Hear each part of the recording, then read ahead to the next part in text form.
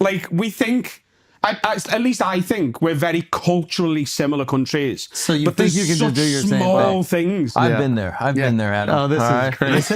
No, this is We did the amazing. show in Manchester, okay? I thought it was in Vancouver. No, well, that's a different one. I don't even know if you knew about this because I barely even registered it until later. This is really funny. We do the show in Manchester, right? Adam joins us, okay? Yeah. The lineup is great. It's Derek, it's Adam, it's me, and then it's you, okay? And so Derek goes up, does a great job, and then... Oh, brother, what is even happening? Okay, so then Derek goes up, he does a great job. Poor Mark. I'm getting interrupted by myself. What the fuck is even happening? Shitting on my own story. Okay, go. Adam goes up, and I'm like kind of listening because like I know Derek's set, you know what I mean? And so I'm listening to Adam's set, and I don't hear a word that he's saying. I'm hearing the whole thing. I don't understand anything. His accent is sort of thick now. In Liverpool or in Manchester, it was like you couldn't understand a word. Yeah. But also, so before, because I know where the story's going, let me just contextualize this. So that show was the day after you did our podcast. Yeah. Right? And you come to our podcast and you're in the studio with the whole crew is. Yeah. And then you go to me, you want to come to the show tomorrow? I was like, yeah, we'll come down. Me, Jack, who's the photographer, also like one of my best mates. Yeah. Steve, who's like our podcast, like admin guy. And then Carl, who's like my best mate, lead producer. So the four of us, like, we'll come down the show. Yeah. But that's all I knew. And then, like, at the time, I'm sort of like half going through a breakup. Like, it had been done, but I hadn't spoke to me dad for a while. Like, not that I hadn't spoke to him, but like I hadn't seen him. So the next day, I text me dad. I was like, you want to go out for lunch? Should we go out for lunch tomorrow? And he's like, yeah, let's go. And he's like, what are you up to tonight? I was like, oh, I'm just going to Manchester to watch Schulz. He's in town and like going to go and see the show. And my dad was like, we haven't had a pint for ages. Can we go and have a pint? So I went and had 10 pints of Guinness with my dad. And then on the way to Manchester, you text me and say, how long are you doing?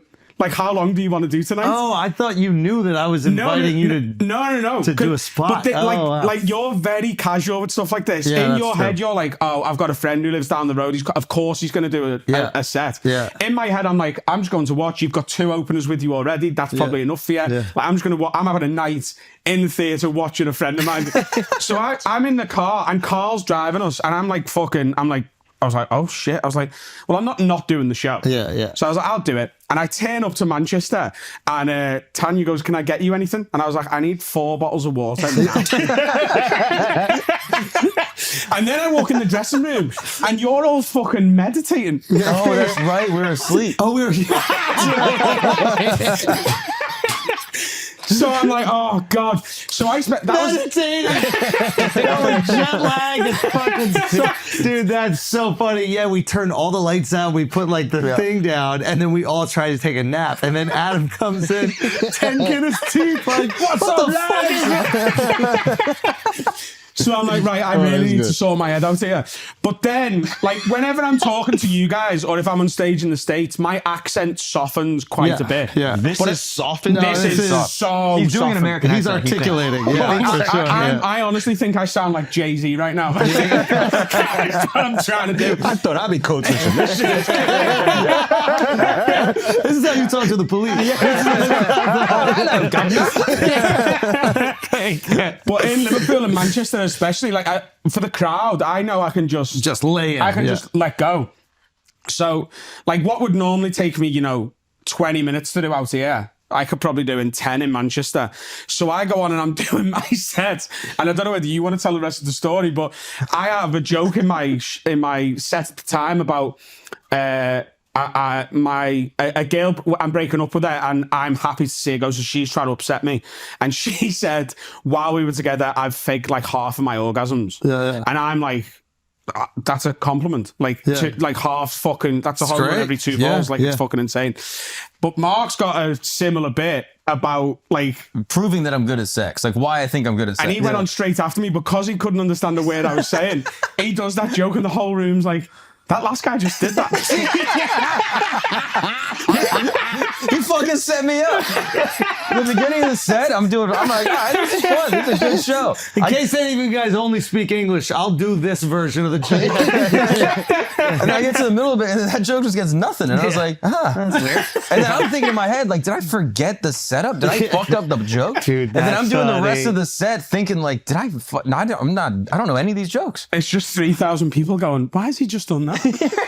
So wait, did you tell him afterwards or something? I did briefly. I was like, Mark, you know that bit that like confused you in the middle? Like I'd done the same sort of premise like before you went on, and he'd just come off stage. He was a bit frazzled, and he was like, "Oh yeah, no worries." And then before, when we got here, like when we were waiting around, like he's like, "Oh yeah, this," and I was like, "You didn't really click onto this." I had go. Yeah, that's it. Like I had no clue. I didn't register because I came off stage and he goes, "Oh yeah, we have a similar bit," and I go, "That's awesome, man." I didn't get like sometimes comics have similar bits, whatever. And I didn't realize that's what you were saying until 5 minutes ago. And I was like, "Oh, you didn't? Don't we have 2 shows?" Yeah. I only did the late show though. I was drinking Guinness while you did the first show. And the first show was amazing, and then the second show, that one joke just bombed. And I was like, "What the fuck?" Bro, Mark was Carlos Mencia off stage. Mark was in, or we were all in Vancouver. Not the last time, the time before. This is legendary, dude. And Mark had a great bit about Uber, right? I won't tell the bit, but and he would start the joke by saying like we were taking the Uber over here, right? Yeah. Just to like make it feel really present and get everybody involved and it's so relatable. And Mark is telling the joke without realizing that there is no Uber in Vancouver. Because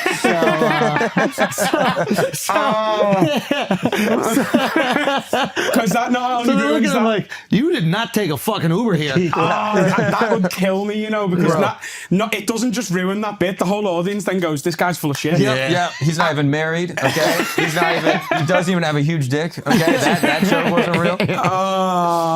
Like I think I'd have got to the end of that and been like, "Oh, they don't have Uber here." Yeah.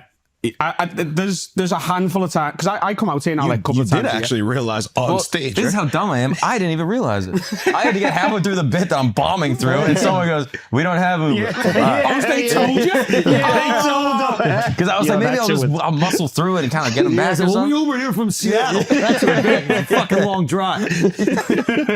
Oh, it's so bad.